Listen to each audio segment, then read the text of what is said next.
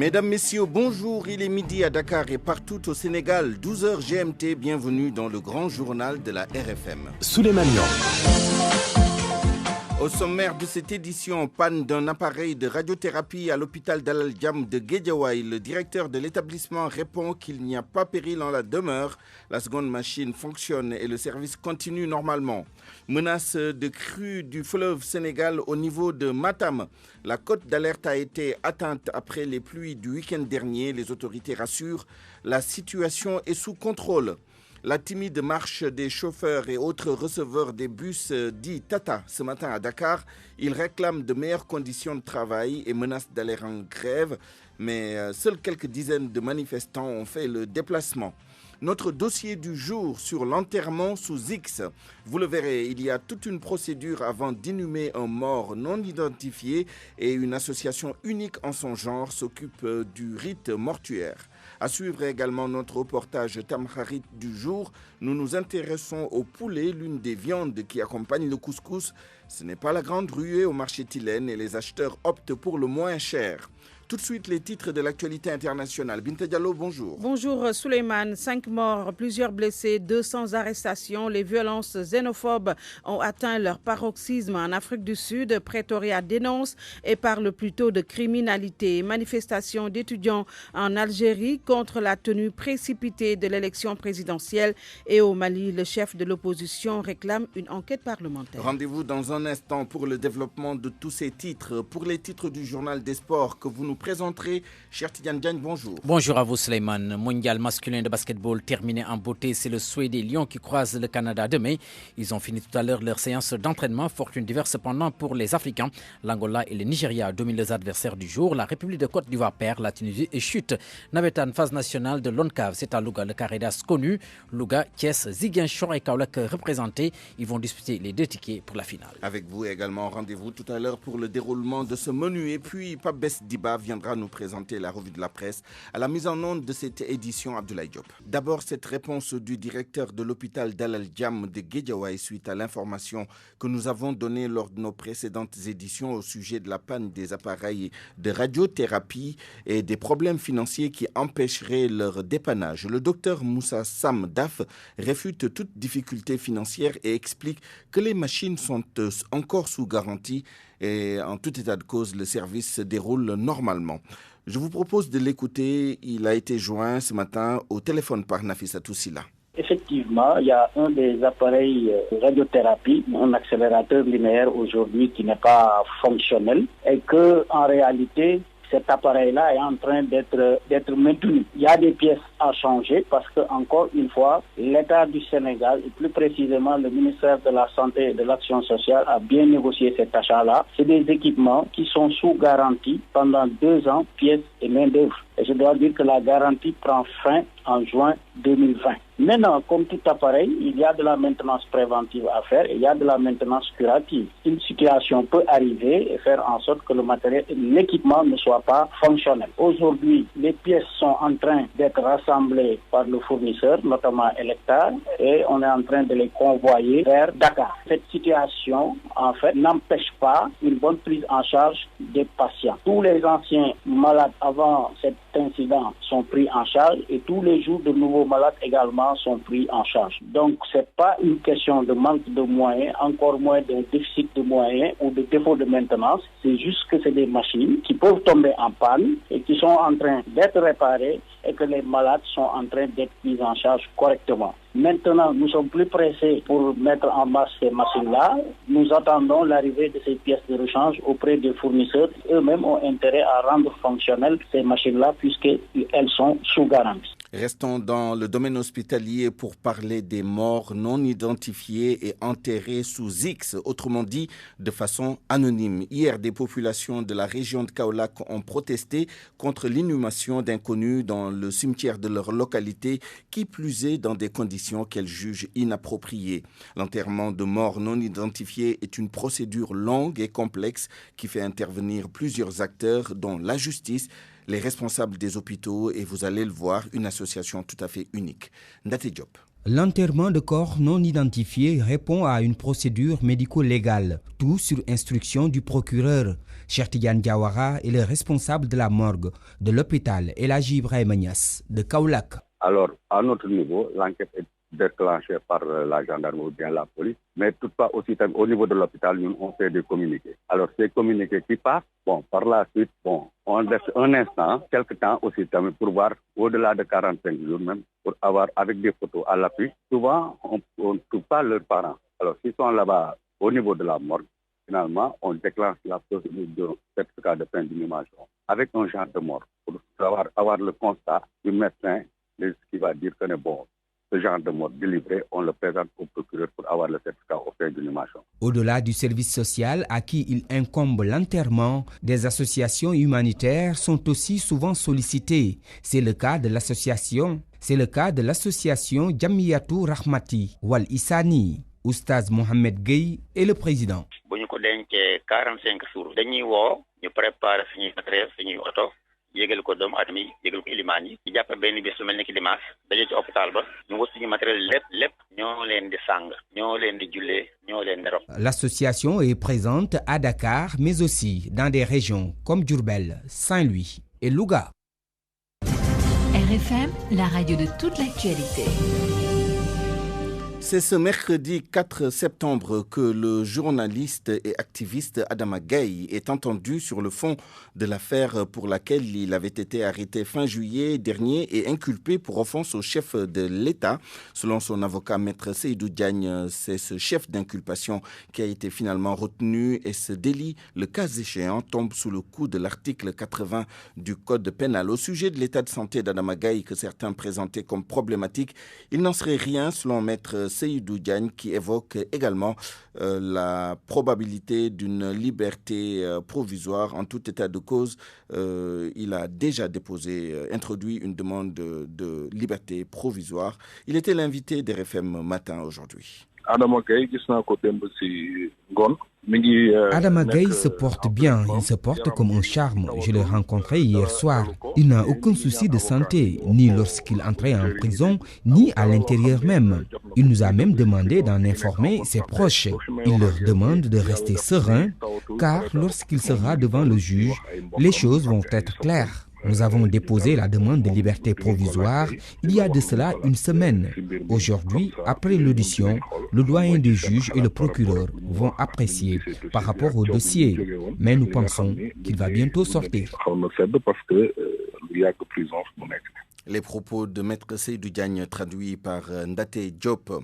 Le mouvement Frappe accuse l'État du Sénégal sur la mort des 2 détenus à la prison de Rebeuss. Un de ses membres, Guy Marius Sagna, dénonce l'achat de conscience des familles des victimes par le gouvernement pour quelques billets de banque. À cet effet, cette association de la société civile annonce une marche ce vendredi à la place de la Nation. C'est pour dénoncer les conditions de détention dans les prisons sénégalaises. Amadou Sabarba. Guy Marius Sagna n'a pas été tendre avec le ministre de la Justice après que celui-ci a visité la prison de Rebeuss.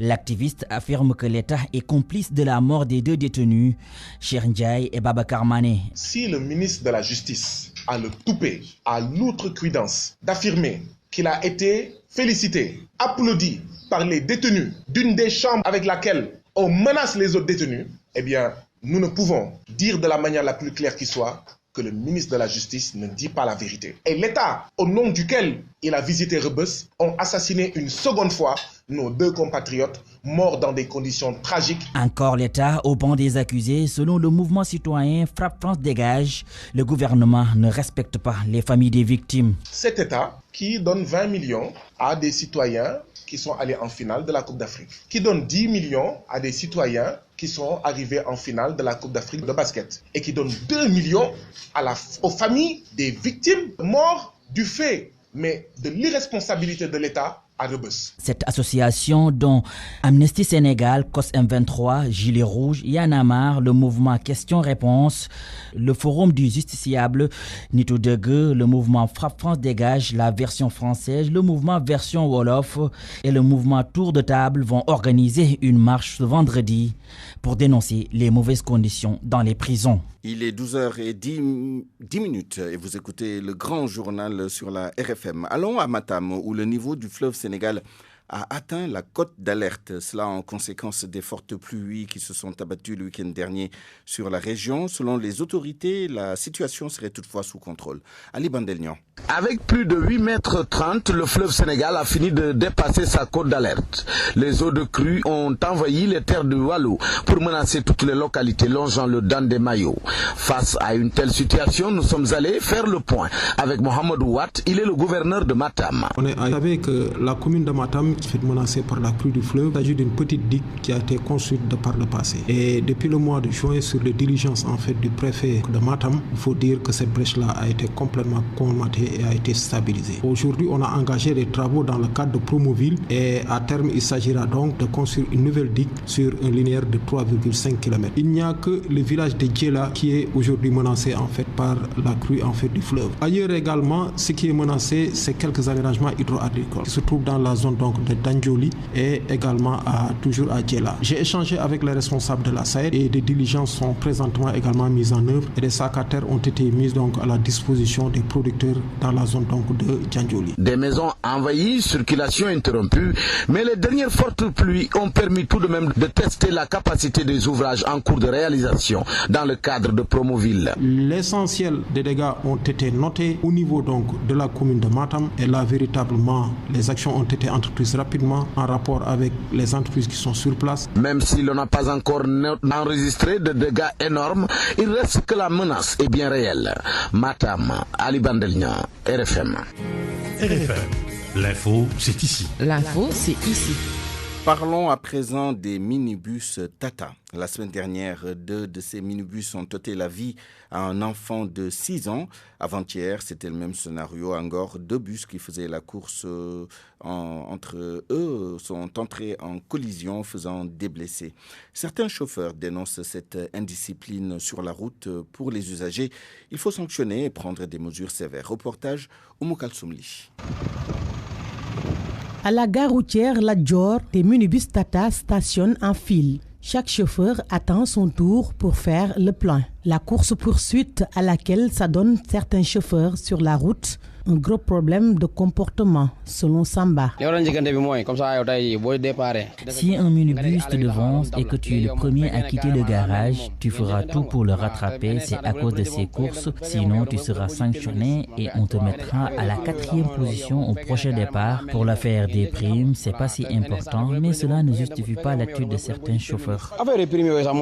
Inadmissible, lance M. Ndiaye. Pour lui, il urge de prendre des mesures idoines pour sanctionner ces chauffards. Contre la vie de certains ou vraiment des dommages corporels qui aboutissent à des fatalités. Je dirais qu'il faut nécessairement, au-delà des sensibilisations, la formation, mais surtout faire des répressions. Ce citoyen indexe la qualité des infrastructures routières. Toutefois, il invite les responsables à plus de rigueur dans la formation. C'est l'État qui doit prendre des mesures pour que cela cesse. Moi, je pense que c'est que de l'indiscipline et ça n'a pas lieu d'avoir. J'ai entendu dire que ces chauffeurs de Tata, on leur donne des primes pour qu'ils arrivent en premier ou je sais pas. Mais il faut voir, en fait, les primes, c'est pas négatif. Mais il faut voir qu'il y a plus de côté positif que négatif. En tout cas, l'indiscipline des chauffeurs des minibus Tata sur la route est souvent décriée. Leur implication dans les accidents se compte au quotidien. Pas plus tard avant-hier, 2 minibus Tata sont entrés en collision à Ngor, causant des blessés.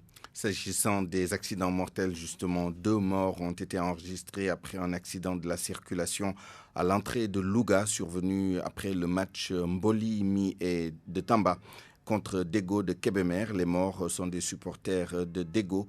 L'un était le conducteur du taxi Clando, mort sur le coup. L'autre vient de perdre la vie à l'hôpital. Le conducteur a perdu le contrôle de sa voiture avant de percuter un arbre. Concernant les travailleurs de la société de transport AFTU, ils étaient dans la rue ce matin, toujours au sujet des Tata. Ils réclament des contrats après 14 mois passés dans la boîte, ou 14 ans plutôt. Ils demandent aux autorités de réagir et si rien n'est fait d'ici 2 jours, ils ont déposé leur préavis de grève. Le rassemblement s'est déroulé devant la porte de la RTS. Compte rendu, Salimata Aou. Des brassards rouges, des pancartes où on peut lire trop c'est trop. C'est le décor devant le jardin en face de la RTS. Les travailleurs de la société de transport AFTU veulent des contrats après des années passées dans l'entreprise. Cher Omar Sow. Nous avons organisé cette marche dans le but d'alerter les autorités sur les conditions des travailleurs de l'AFTU. Ça fait 14 ans que nous travaillons dans la souffrance, dans la dignité, dans le patriotisme et on ne nous a jamais entendu manifester ou aller en grève. Donc trop, c'est trop. Après 14 ans, nous osons réclamer donc la contractualisation au niveau de la... Pas trop nombreux, ils veulent la réaction des autorités car des promesses, ils n'en veulent plus. Aujourd'hui, nous attirons l'attention du président de la République et de notre ministre de tutelle de pousser les opérateurs à épouser ce cahier qui doit leur être restitué le mercredi. C'est en ce sens que nous donnons l'alerte pour pousser les autorités à les appeler et à procéder à la contractualisation des travailleurs de l'AFTU. Ces travailleurs affirment qu'ils sont toujours dans la logique de dépôt de préavis de grève si rien n'est fait. Mais bien sûr, parce que nous avons tenté beaucoup de médiations, nous les avons rencontrés partout. Le CETUC a facilité toutes les rencontres. Et je puis vous affirmer que s'il y a donc un apaisement dans le climat social au niveau des travailleurs, c'est grâce au directeur général Thierno Birama. Ces travailleurs ont interpellé la première dame car selon eux, il y a certains de leurs collègues alités dans les hôpitaux vu les mauvaises conditions de travail. En mode politique, pour reparler du feuilleton qui se déroule au sein du PUR, le professeur Issa Sall récuse la nouvelle équipe mise en place lors du congrès de samedi dernier. Il dit s'appuyer sur les textes du parti, lesquels textes ne lui accordent aucune légitimité selon un membre du directoire du parti de l'unité et du rassemblement. Mais que disent les textes du parti justement? Fama Dione s'est entretenu avec les concernés. Le professeur Issa Sall se veut catégorique. Les textes du PUR sont clairs. Il demeure le coordonnateur du parti. En l'absence du président du parti, le secrétaire général national dirige les réunions du bureau politique. Et en l'absence de ce dernier, c'est le coordonnateur national. Au moment où je vous parle, je suis le secrétaire général national du parti et je suis son coordonnateur national. Issa Sall n'a aucune légitimité. C'est l'avis de Cheikh Ahmed Tidiane Youm qui dit se baser sur les textes du parti. Le membre du directoire du parti de l'unité et du rassemblement va jusqu'à remettre en cause les compétences d'Issa Sall à diriger les rênes du parti. Selon les dispositions relatives aux attributions du coordonnateur, dans le dernier alinéa, il est précisé que le coordonnateur remplace le secrétaire général du parti en cas d'absence ou d'empêchement. Et il se trouve que le secrétaire général du parti n'est pas absent ou empêché. Il est décédé. Il n'a ni la compétence, ni l'éthique, ni la probité. Au PUR, les compétences, les responsabilités, on les donne par rapport à la compétence. Et depuis samedi dernier, le professeur Issa Sall a été démis de ses fonctions de coordonnateur du parti. Une décision qui le refute, qu'il s'appuie sur les textes du parti, lesquels textes ne lui accordent aucune légitimité, d'après les membres du directoire. Et pour clore cette première partie du journal et faire la passerelle avec l'actualité internationale dans un instant avec Binta Diallo, parlons de la lutte contre le trafic illicite de drogue et associés. L'ONUDC et la CEDEAO prônent l'échange de données et la coordination entre les pays de l'Afrique de l'Ouest. Dans le même temps, ils recommandent aux pays de l'Afrique de l'Ouest de renforcer leurs dispositifs sécuritaires aux frontières pour mieux perturber les agissements des trafiquants. Pabalagaï.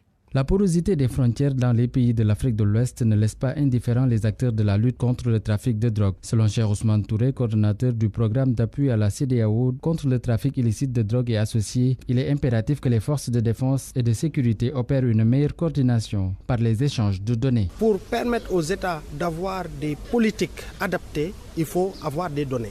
On ne peut pas aujourd'hui faire un programme sans faire l'état des lieux. Il y a eu des actions de prévention avec la société civile, notamment dans le cadre de la prévention, avec ce qu'on appelle la réduction de la demande. Mais toutes les autres actions, c'est au niveau sécuritaire, c'est-à-dire s'assurer que les forces d'application de la loi sont coordonnées, qu'ils communiquent dans des plateformes et qu'ils puissent faire face aux risques qu'ils font face. Mais tout dans le soin de renforcer l'équipement des forces de sécurité en faction au niveau des frontières. Que les réseaux criminels sont dans la recherche et ils sont très cash. Donc de la même manière que les forces d'application de la loi sont en train de renforcer leurs capacités. Eux aussi, ils sont en train de renforcer leurs capacités, mais ils sont 10 ans en avance sur eux. À travers l'opération Benkadi, pour la coordination et la conduite d'application de la loi au niveau des frontières, l'ONUDC et la CEDEAO appellent les États à œuvrer dans le sens des recommandations pour faire en sorte que l'Afrique de l'Ouest ne devienne pas une plaque tournante pour le trafic de drogue.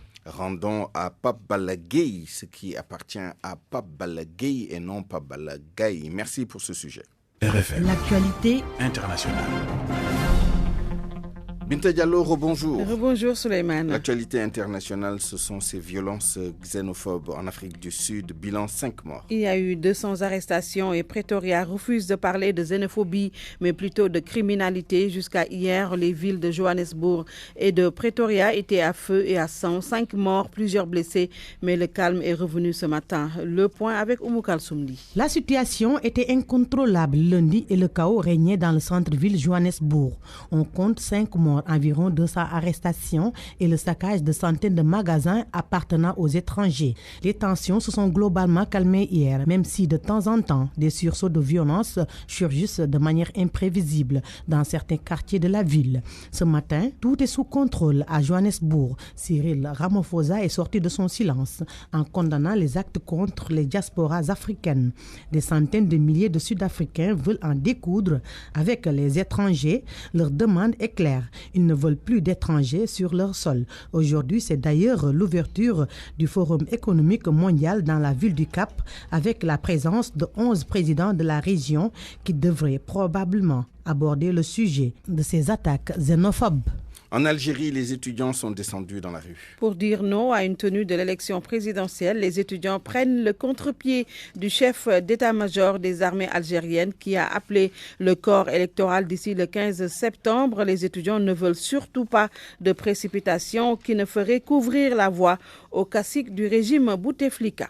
Au Mali, l'opposition réclame une enquête parlementaire. Sur les 2 hélicoptères de l'armée achetés en 2017 par l'État du Mali et qui sont tombés en panne, le chef de l'opposition, Soumaïla Cissé, a fait face à la presse à Bamako, selon RFI Djouma Diouf. Le député chef de l'opposition parlementaire estime que si ces appareils ne fonctionnent plus, c'est à cause des conditions d'achat.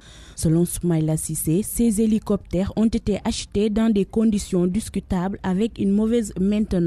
Devant la presse, il a estimé qu'il était temps de sortir de l'impunité. Il a saisi l'Assemblée nationale pour réclamer la création d'une commission d'enquête avec la possibilité de saisir la Haute Cour de justice. Ces hélicoptères de marque Puma étaient arrivés au Mali en 2017. Quelques mois après, ils sont restés cloués au sol. Le président Ibrahim Boubacar Keïta avait évoqué un problème de maintenance. Dans un tweet, le ministre malien de la communication a clairement laissé entendre que dans cette affaire, il pourrait y avoir un dessous de table. Toute la lumière sera faite, a déclaré Yaya Sangaré. De son côté, Karim Keïta, fils du président et député, s'est officiellement demandé si le Mali n'avait pas été cloué. De son côté, Karim Keïta, fils du président et député, s'est officiellement demandé si le Mali n'avait pas été floué dans cette affaire.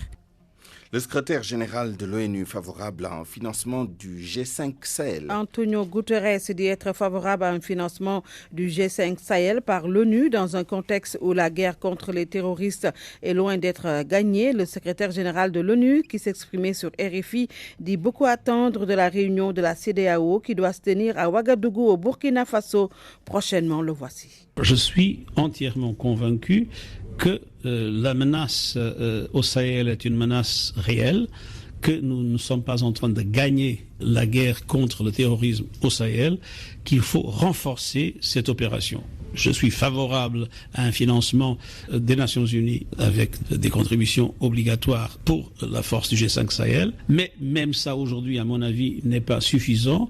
De plus en plus, et j'attends de la réunion de Ouagadougou, de l'ECOWAS élargie à des pays du Sahel qui ne sont pas membres de l'ECOWAS, je m'attends à des propositions concrètes faites à la communauté internationale et que j'essaierai de défendre pour élargir la capacité de réponse à une menace terroriste qui se répand et qui ne représente pas seulement un problème pour la région, c'est un problème qui a des impacts possibles et dans le nord de l'Afrique et dans l'Europe.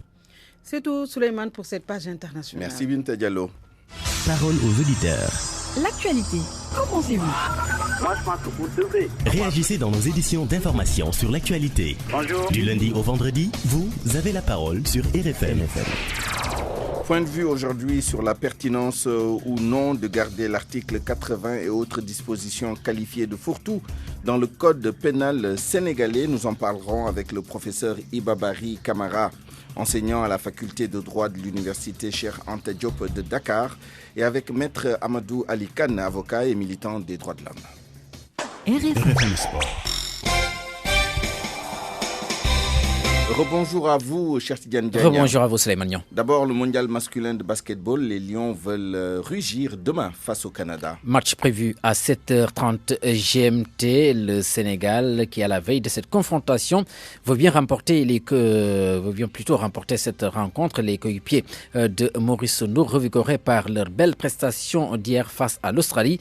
Et nous allons écouter Sodetiam qui a assisté ce matin à la séance d'entraînement de l'équipe du Sénégal. En vue de son 3e match de poule, l'équipe du Sénégal s'est entraînée au complet ce mercredi. Les Lions affrontent le Canada, une équipe qui a aussi perdu ses 2 premiers matchs, ce qui rend cette rencontre beaucoup plus difficile. Moustapha Gaye. C'est un match super important pour nous parce qu'il faut gagner pour rester dans l'optique de la qualification des Jeux Olympiques, parce qu'on va essayer, même si on sait que ce n'est pas le même contexte, ce n'est pas la même poule, ce ne sont pas les mêmes difficultés, mais nous ferons de notre mieux vraiment pour accrocher cette victoire-là. Un bon état d'esprit règne dans la tanière, nous dit l'arrière des Lions. Lamine Samb reste serein, même si d'autres sélections africaines ont déjà signé une victoire dans cette compétition. Non, ça ne donne pas de pression parce qu'aujourd'hui, nous, on est concentrés sur nous.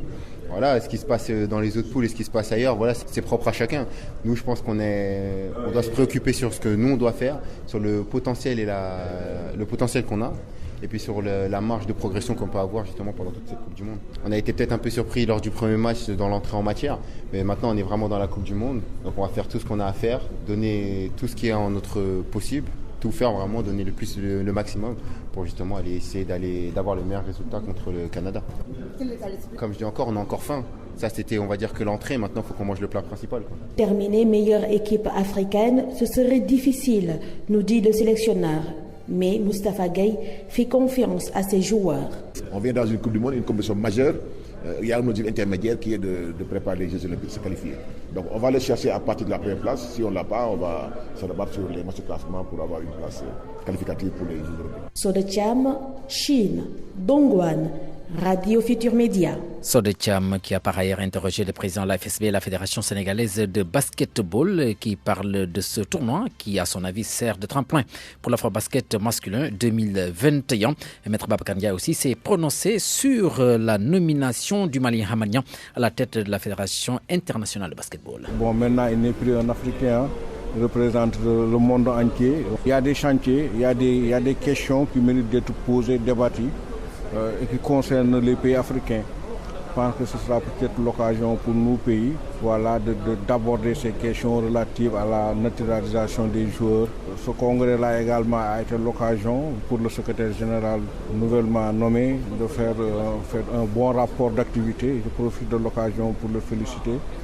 Nous aurons au mois d'octobre, vers le 30 octobre, une visite d'une délégation de la FIBA Monde qui viendra discuter avec nous de la préparation de ce qu'on appelle un programme stratégique de développement 2019-2021 d'abord sur 2 ans et 2021-2023. Ça va nous permettre vraiment au niveau de la Fédération sénégalaise de mettre en œuvre, au moins d'établir un projet de programme que nous aurons appliqué. Bon. Cher Tidiane Diagne, il faut dire que quelques nations africaines se sont illustrées ce matin à ce mondial masculin de basketball. Il s'agit notamment de l'Angola qui a battu tôt ce matin les Philippines sur le score de 84-81. Il y a aussi le Nigeria qui a battu largement la Corée sur le score de 108-66. Quelques mauvaises notes du côté de la Côte d'Ivoire, battue par la Pologne ce matin 80-63, tout comme la Tunisie qui a perdu petitement devant le Porto Rico 67-64. À l'instant, Italie-Serbie, juste après ce sera suivi de Venezuela, Chine, pays hôte. Et puis pour les autres rencontres, c'est disons à partir de 12h30 entre la Russie et l'Argentine. Et l'Espagne, une des nations favorites à ce tournoi, va jouer contre l'Iran, Souleymane. Football local, phase nationale de l'ONCAV, les demi-finales connues. Plus aucune équipe de la ville villes de Louga. Elles ont toutes été sorties à l'issue des quarts de finale qui se sont déroulés hier.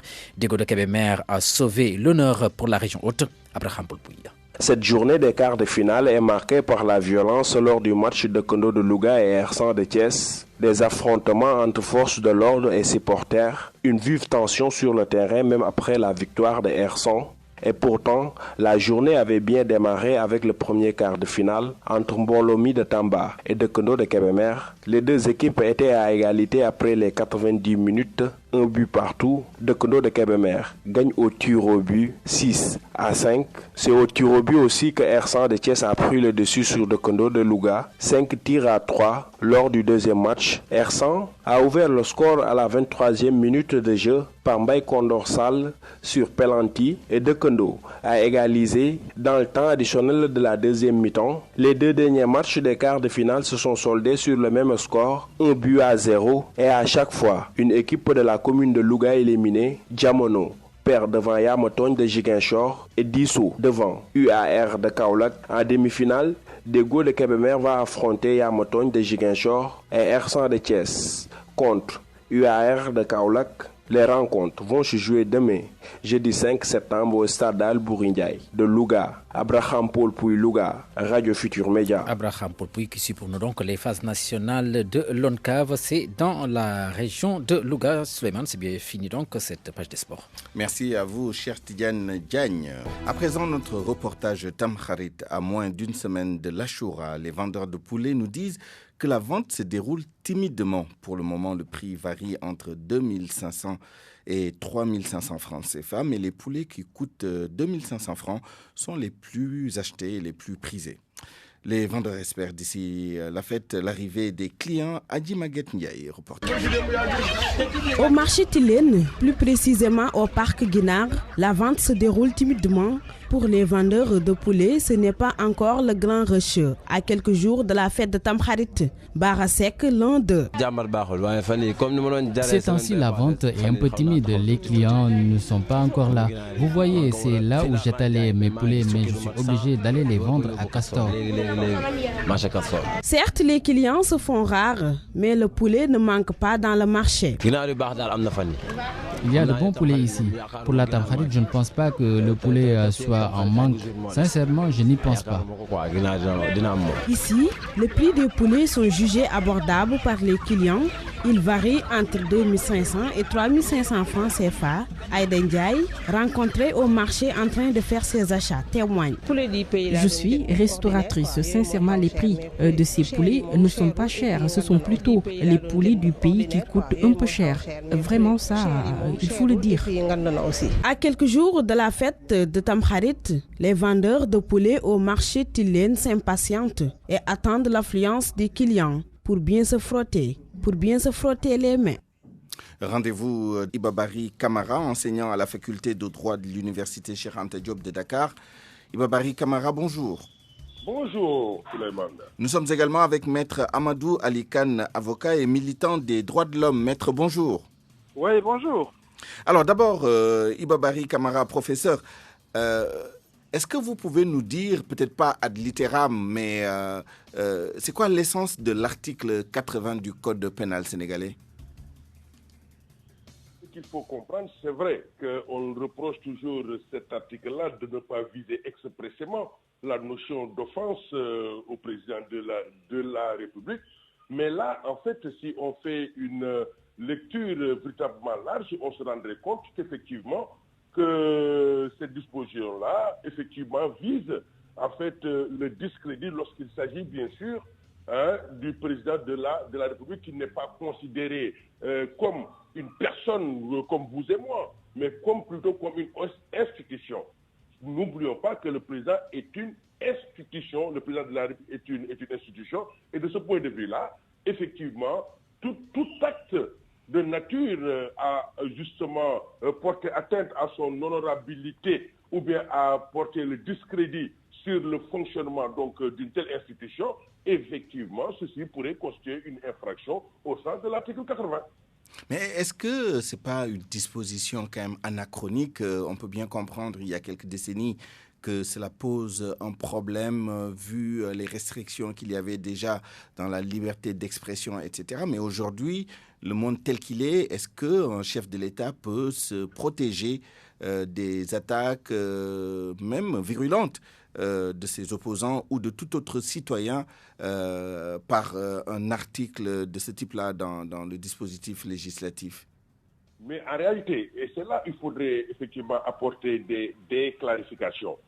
C'est vrai qu'on a fustigé, on a considéré que justement cette notion d'offense au chef de l'État et la défense des libertés ou alors de la liberté d'expression sont des considérations véritablement inconciliables. Mais ce qu'il faut comprendre, c'est ce que j'ai voulu en fait faire comprendre tout à l'heure, c'est qu'en vérité, on vise la personne on vise le président en tant qu'institution. Et de ce point de vue, c'est tout à fait normal qu'une institution, comme toutes les autres institutions, souvent en fait on a tendance à l'oublier. Toutes les institutions donc du Sénégal se font l'objet donc d'une certaine protection. Et pourquoi pas justement pour l'institution donc du président de la République, c'est tout à fait normal et ce n'est pas anachronique. Mais ce que je tiens à préciser à ce niveau, c'est que c'est une chose de prévoir une telle infraction, c'est une chose également d'apprécier justement les conditions d'existence justement d'une telle infraction, d'un tel délit. Ce qui me permet de renvoyer la balle à ceux-là qui doivent viser le droit. Parce qu'il faudrait effectivement, comme vous le laissez en fait entendre, concilier cette nécessité-là de protéger le président en tant qu'institution et les libertés donc d'expression, tout ça. Donc là, il faudrait que celui-là qui est censé appliquer donc de telles dispositions essayer autant que peut se faire de concilier donc ces deux impératifs-là. Absolument. Maître Amadou Ali Kane, dites-nous, est-ce que cet article 80, tel qu'il existe dans le Code pénal sénégalais, est compatible avec un exercice plein des droits qui sont accordés aux citoyens, notamment le droit d'expression ou le droit à l'expression? Permettez-moi tout d'abord de lever un quiproquo. C'est l'article 254 du Code pénal qui punit l'offense au chef de l'État.